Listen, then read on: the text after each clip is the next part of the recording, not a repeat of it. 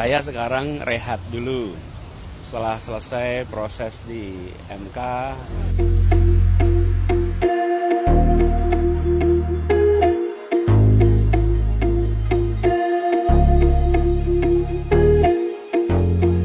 Saya sekarang rehat dulu setelah selesai proses di MK. Kita hormati proses bernegara sampai tuntas kemarin. Sekarang lagi rehat. Dan kita ingin agar ikhtiar perubahan ini terjaga terus.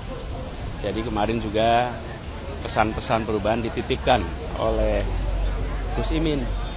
Jadi kita hormati proses itu aja. Silaturahmi ke Pak Prabowo ada kali. Ya, saya rasa lebih banyak kegiatan partai itu ya. Oke, cukup ya.